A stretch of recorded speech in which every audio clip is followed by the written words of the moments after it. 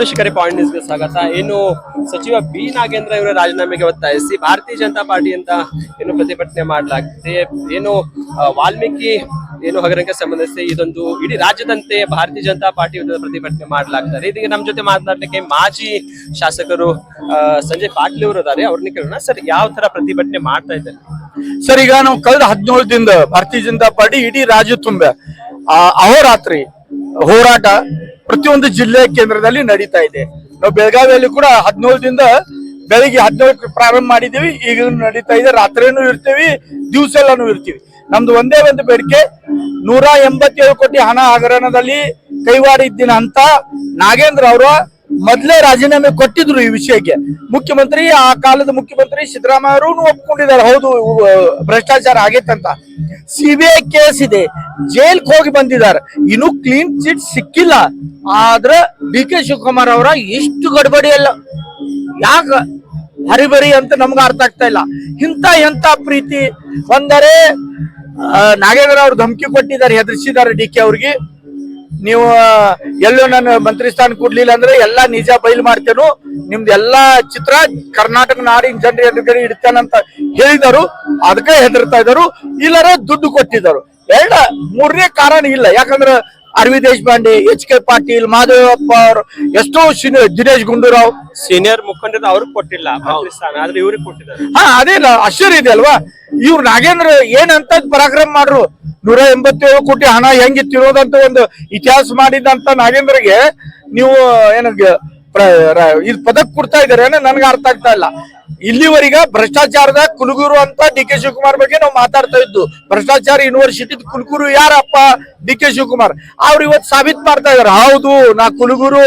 ಭ್ರಷ್ಟಾಚಾರ ನನ್ನ ಮನಸ್ಸಿನಲ್ಲಿ ಅಷ್ಟಲ್ಲ, ನನ್ನ ಮೈಯಲ್ಲಿ, ನನ್ನ ನಡವಳಿಕೆಯಲ್ಲಿ, ನನ್ನ ಪ್ರತಿಯೊಂದು ಹೆಜ್ಜೆಗ ನಾ ಭ್ರಷ್ಟಾಚಾರ ಅಂತ ತೋರಿಸಿಕೊಡುವಂತ ಕೆಲಸ ಇವತ್ತು ಡಿ ಕೆ ಶಿವಕುಮಾರ್ ಅವ್ರು ಮಾಡ್ತಾ ಇದ್ದಾರೆ. ರಾಜ್ಯ ಜನತೆಗೆ ಏನ್ ಸಂದೇಶ ಕೊಡ್ತಾ ಇದ್ರು? ಒಂದು ಭ್ರಷ್ಟ ಇದಕ್ಕೆ ಮಂತ್ರಿ ಸ್ಥಾನ ಕೊಡ್ತಾ ಇದ್ರೆ ಏನ್ ಸಂದೇಶ ಕೊಡ್ತಾ ಇದ್ರು? ನೋಡ್ರಿ, ಇದು ನಾಗೇಂದ್ರ ಅವ್ರದಂತ ನಾವು ಹೋರಾಟ ಮಾಡ್ತಾ ಇದೀವಿ. ಆದ್ರೆ ಇಡೀ ಸರ್ಕಾರ ಭ್ರಷ್ಟಾಚಾರದ ಮುಳುಗೋಗೈತೆ. ಗ್ಯಾರಂಟಿ ಹೆಸರಲ್ಲಿ ಜನರಿಗೆ ದ್ರೋಹ. ಈ ಭಾಗ್ಯಲಕ್ಷ್ಮಿ ಯೋಜನೆ 5,000 ಕೋಟಿ ಬಗ್ಗೆ ವಿಧಾನಸಭೆಯಲ್ಲಿ ಚರ್ಚೆ ಆಯ್ತು, ಅದು ಮುಚ್ಚಾಕ್ಬಿಟ್ರು. 5,000 ಕೋಟಿ ಹಣ ಸಚಿವರ ಜೇಬನ ಹೋಗಿದಾವ್, ಆದ್ರ ಅದ್ರ ಬಗ್ಗೆ ಯಾರು ಮಾತಾಡ್ತಾ ಇಲ್ಲ. ಮುಡಾ ಹಗರನೆ ಮುಚ್ಚಾಕ್ರು. ಎಷ್ಟೋ ಅಧಿಕಾರಿಗಳು ಆತ್ಮಹತ್ಯೆ ಮುಚ್ಚಾಕಿದ್ದಾರೆ.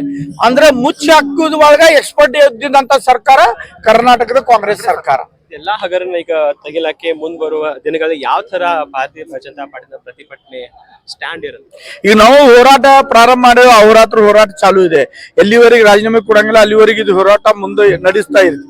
ಇದ್ರಗಿಂತ ಉಗ್ರ ಸ್ವರೂಪ ಆಗಬಾರ್ದಂತ ಅವರನ್ನು ವಿಚಾರ ಮಾಡ್ಬೇಕು. ಇಲ್ಲರ ಇದ್ರಗಿಂತ ಉಗ್ರ ಸ್ವರೂಪದವರನ್ನ ತಗೋದಂತ ಕೆಲಸ ನಾವು ಭಾರತೀಯ ಜನತಾ ಪಾರ್ಟಿ ಕಾರ್ಯಕರ್ತರು ಮಾಡ್ತೀವಿ. ಓಲ್ಡ್ ಪೆನ್ಷನ್ಸ್ ಕೂಡ ಇನ್ನೂ ಅಮೌಂಟ್ ಹಾಕಿಲ್ಲ. BPL ಕಾರ್ಡ್ ಕ್ಯಾನ್ಸಲ್ ಮಾಡ್ಯಾರ, ಎಲ್ಲ ಪೆನ್ಷನ್ಗಳು ಕ್ಯಾನ್ಸಲ್ ಮಾಡಿದಾರೆ. ಅಂದ್ರ ಪೆನ್ಷನ್ಗಳ BPL ಕಾರ್ಡ್ಗಳು ಕ್ಯಾನ್ಸಲ್ ಮಾಡಿ ಅವತ್ ದುಡ್ಡ ನಿಮಗ್ ಬಸ್ ಕೊಡಾಕದೇವ್, ನಿಮಗ್ ಕರೆಂಟ್ ಕೊಡಾಕದೇವ್, ನಿಮ್ ಭಾಗ್ಯಲಕ್ಷ್ಮಿ ಯೋಜನೆ ಕೊಡ ಅಂತ ಹೇಳಿ ಸುಳ್ಳು ಮಾತಾಡಿ ಜನರಿಗೆ ಮೋಸ ಮಾಡುವಂತ ಕೆಲಸ ಕಾಂಗ್ರೆಸ್ ಸರ್ಕಾರ ಮಾಡ್ತಾ ಇದೆ. ಬೆಳಗಾವಿ ತಾಲೂಕಾದಲ್ಲಿ ವಿಶೇಷವಾಗಿ ಏನು ಮೊದಲು ಸಚಿವರು ಇದ್ರು, 5,000 ಕೋಟಿ ಹಣದ ಹಗರಣ ಅಂತ ಮಾತಾಡ್ತಾ ಇದೀವಿ.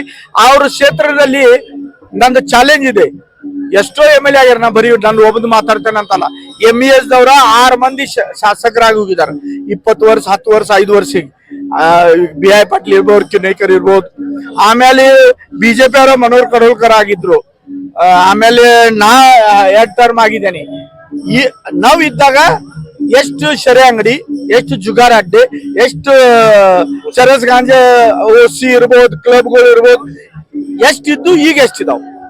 ನಮ್ಮ ಏರಿಯಾಗ ಬರೀ ಗೌರ್ಮೆಂಟ್ ಪರ್ಮಿಷನ್ ಇದ್ದು ಅಷ್ಟು ಶರೆ ಅಂಗಡಿ ಇದ್ದು, ಉಳ್ಕಿದೇನು ಕ್ಲಬ್ಗಳ ಇವತ್ತು ಇಲ್ಲ ಈಗಿದ್ದು. ಚರಸ್ ಗಾಂಜಿ ಅಂತ ಬಹಳ ದೂರಿನ ವಿಷಯ. ಆದ್ರೆ ಇದೆಲ್ಲಾ ಚಾಲು ಆಗೈತಿ. ಅವ್ರ ಧಾಬಾಗಳು ತಾನೇ ನಡ್ಸ್ಕೊಳಕ್ ತಗೊಳಕತ್ತಾರ. ಧಾಬಾ ಮೇಲೆ ಇದೆಲ್ಲ 2 ನಂಬರ್ ಬಿಸ್ನೆಸ್ ನಡೀತಾ ಇದೆ. ಮತ್ತೆ ಯುವಕರಿಗೆ ಅಲ್ಲಿ ಊಟಗ ನಾನ್ ವೆಜ್ ಊಟ, ಶರೆ, ಈ ಚರಸ್ ಗಾಂಜಾ ಇದೆಲ್ಲ ಕೊಟ್ಟ ಅವ್ರಿಗೆ ನಶೆದ ಒಂದ ಸೋಯ ಹಚ್ಚುವಂತ ಕೆಲಸ ಈಗಿನ MLA ಮಾಡ್ತಾ ಇದಾರ. ಅಂದ್ರೆ ಅವ್ರ ಇಡೀ ಜೀವನ ನಶೆದಲ್ಲಿ ಇರ್ಬೇಕು, ನನಗ ಅಧಿಕಾರ ಸಿಗ್ಬೇಕು. ಒಂದ್ ಕಡೆ ಸ್ಕೀಮ್ಗಳು ಕೊಡ್ತಾರೆ, ಇನ್ನೊಂದ್ ಕಡೆ ಮನಿ ಪಟ್ಟಿ, ನೀರಿನ ಪಟ್ಟಿ, ಪಂಚಾಯತ್, ಟೌನ್ ಪಂಚಾಯತ್ ಸಿಕ್ಕಾಪಟ್ಟೆ ಡಬಲ್ ಟಿಬಲ್ ಕೊಡ್ತಾ ಇದ್ದಾರೆ. ಹೀಗಾಗಿ ಗ್ರಾಮಸ್ಥರು ಅಲ್ಲಿ ಬಹಳಷ್ಟು ಗೊಂದಲ ಹೋಗ್ತಾ ಇದ್ದಾರೆ. ಏನ್ ಹೇಳ್ತೀರಿ? ಸರ್, ಗ್ರಾಮಸ್ಥರು ಅಂದ್ರೆ ಗ್ರಾಮಸ್ಥರಿಗೂ ಇದು ಅರ್ಥ ಆಗ್ಬೇಕು. ಗ್ರಾಮ ಪಂಚಾಯತ್ ಅಲ್ಲಿ ನಾವು ಎಷ್ಟು MLA ಅದು ಅಂತ ಹೇಳಿದ್ನಲ್ಲ, ಯಾರು ನಾವು ಗ್ರಾಮ ಪಂಚಾಯತ್ ಮಟ್ಟದಲ್ಲಿ ಯಾವಾಗಲೂ ಇನ್ವಾಲ್ವ್ಮೆಂಟ್ ಇಲ್ಲ ಆಗಿತ್ತು. ಅಭಯ್ ಪಾಟೀಲು ಬಾಗೇವಾಡಿ ಭಾಗದಲ್ಲಿ MLA ಇದ್ರು. ನಾವು ಗ್ರಾಮ ಪಂಚಾಯತಿ ಸದಸ್ಯರಿಗೆ ತೊಂದರೆ ಕೊಡುವಂತ ಕೆಲಸ ಮಾಡಲು, ಈ ಗ್ರಾಮ ಪಂಚಾಯತ್ ಸದಸ್ಯರಿಗೆ ಏನು ಅಧಿಕಾರ ಇಲ್ಲ, ಎಲ್ಲಾ ಮಾಡೋದ ಈಗಿನ ವಿಧಾನ ಪರಿಷತ್ ಸದಸ್ಯರ. ಪ್ರತಿಯೊಂದು ಏನೇ ಲೇಔಟ್ ಅವ್ರಿಗೆ ಕೇಳಿ ಪಾಸ್ ಆಗ್ಬೇಕು. ಯಾವುದೋ ಒಂದು ಗ್ರಾಮ ಪಂಚಾಯತ್ ಸಂಬಂಧಪಟ್ಟಿನ ಕೆಲಸ ಈಗಿರುವಂತ ವಿಧಾನ ಪರಿಷತ್ ಸದಸ್ಯರು ಅವ್ರ ಗ್ರೀನ್ ಸಿಗ್ನಲ್ ಬರೋ ಮಟ್ಟ ಕೆಲಸ ಆಗಂಗಿಲ್ಲ. ಅವರ ಮತ್ತೆ MLA ಅವರ ಇಬ್ರು ಕೂಡ ಇದಾರ, ಅಣ್ಣ ತಮ್ಮ ಅಕ್ಕ ತಮ್ಮ ಇಬ್ರು ಕೂಡ ಇದೆಲ್ಲ ನಡೀತಾ ಇದೆ. ಅವ್ರ PDO ಸಿಸ್ಟರ್ ಇದಾರ, ಅಂದ್ರೆ ಎಲ್ಲ ಮನ್ಯಾಗ ಪ್ರೈವೇಟ್ ಲಿಮಿಟೆಡ್ ಆಗೈತಿ. ಬೆಳಗಾವಿ ತಾಲೂಕ ಅಂದ್ರ ಈ ಪ್ರೈವೇಟ್ ಲಿಮಿಟೆಡ್ ಇತರ ಹೊರಗ್ ಬರ್ಬೇಕಾದ್ರ ಜನ ಪಾಠ ಕಲಿಸ್ಬೇಕು. ಸೊ ಇದಷ್ಟು ಏನಂದ್ರೆ ಸಚಿವ ಬಿ ನಾಗೇಂದ್ರ ಅವರ ಎಲ್ಲಿವರೆಗೆ ರಾಜೀನಾಮೆ ಕೊಡಲ್ಲ ಅಲ್ಲಿವರೆಗೆ ನಾವು ಪ್ರತಿಭಟನೆ ಅಹೋರಾತ್ರಿ ಧರಣಿ ಸತ್ಯಾಗ್ರಹ ಮಾಡ್ತೀವಿ ಅಂತ ಒತ್ತಾಯಿಸಿದ. ಈಗ ಭಾರತೀಯ ಜನತಾ ಪಾರ್ಟಿ ವತಿಯಿಂದ ಪ್ರತಿಭಟನೆ ಮಾಡಲಾಗ್ತದೆ. Point news bureau.